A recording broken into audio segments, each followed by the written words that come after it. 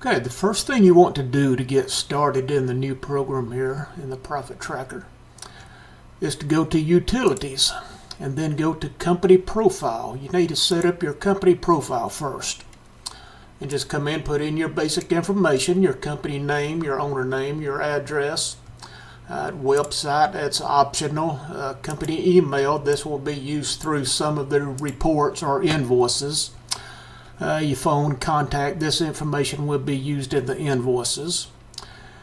The invoice due date, so if you do have your own authority and you're sending out invoices, by default, do you want it set at 30 days, 15 days, or whatever you want them to pay it when the invoice is due? You can change this. You can come back and change it later if you need to.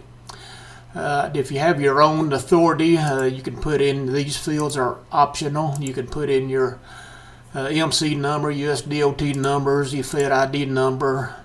You can also click this button beside it and it will take you to their website with all your information in there.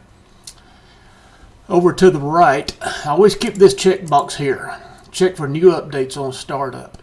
So every time you open the program, if your computer is connected to the internet, it will automatically go check and see if there's new updates for the program.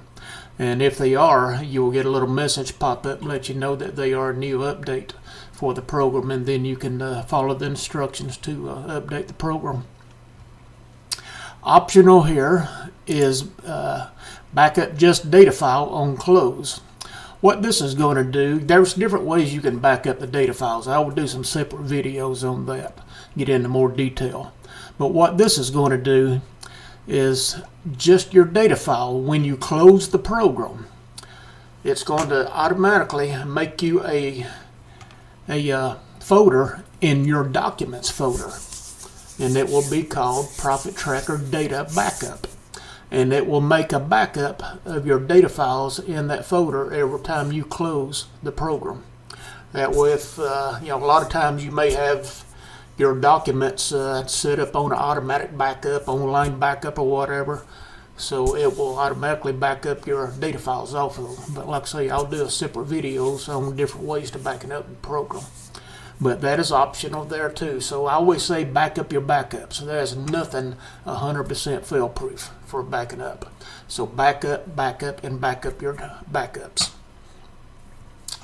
Over to the left bottom here, any notes, this is your own personal notes. This does not show up anywhere in the program except for right here. This is just notes you may want to keep up for yourself in the program or about your company. If you have your own authority and you're doing invoices, you can set a default message that will show up down at the bottom of the invoice. It could just simply say thank you for your business, or it could be some details about how you want them to pay you, or who to contact, or anything else, any kind of specific details you always want on the bottom of the invoice. You can put it in right here.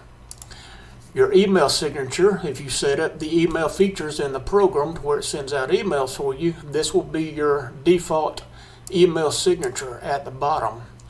So I suggest to tab down about twice so it doesn't jam this right up under your message. Tab down, give it a little space here.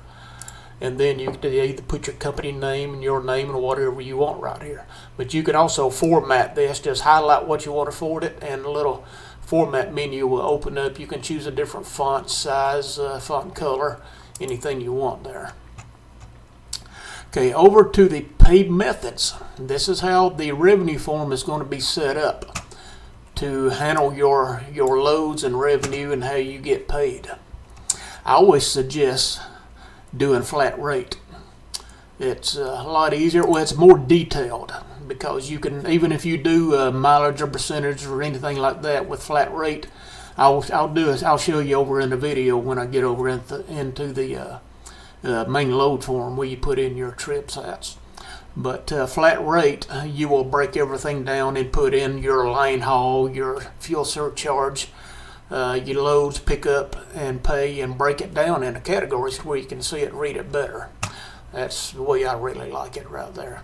Or if you just want to run it on percentage, put your percentage check mark here, and then come up into percentage pay, percentage of. So sometimes you may get 85% of 100% from your company, or you may just want to set it 100 of 100. It's just up to you ever how you want to set this. But percentage of, this is normally 100 right here, but you can change that also. But do you get 100% or 80%, whatever it may be? And then that's the way the revenue form will be set up to enter in your pay.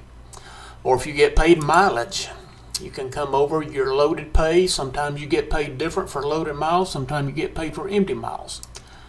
So put in what you might get $1.25 here. But you will see a zero here because I have had some get paid a half a cent, like $1.25 and a half.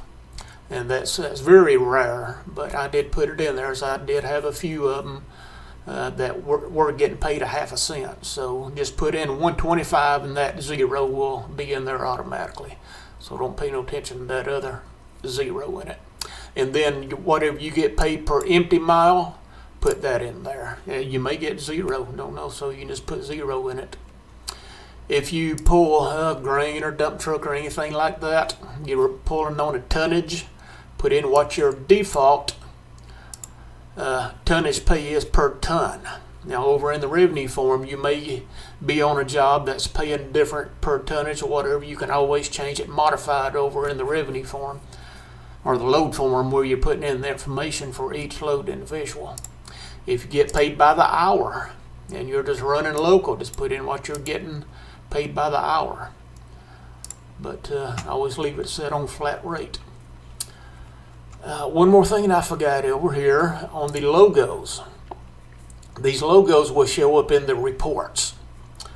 This is what standards are already in here. Now you can create your own logo and put in here and it will show up on the reports. But when you do create it in a bitmap format. But right here is the size of it that it needs to be. You need two different ones in different sizes. This big logo is 3.5 inches by 3/4 inch, or it's 336 by 72 pixels. So make that logo this exact same size. And then the small one are the sizes right here, top of it. This gives you the size. They need to be that size so it will fit correctly on all the reports where I have them built. But if you do change this and you have it ready to go in here, put your mouse pointer here, and down here at the bottom right, you can't hardly see it, but it's a little trash can lid, says delete. Delete that first, clear this one out, put your mouse pointer back in here, you will see a folder. Click on that folder and load your logo in here, and it will show up here and do the same thing for the bottom. If you just want it blank, you don't want nothing in it, just make you two plain white ones the same size and put in there. Then it won't show up no logos. But this is the company profile. This will be the first thing you want to set up right here in the program to get started. The purchase methods, I will get into more detail about this over in the revenue form.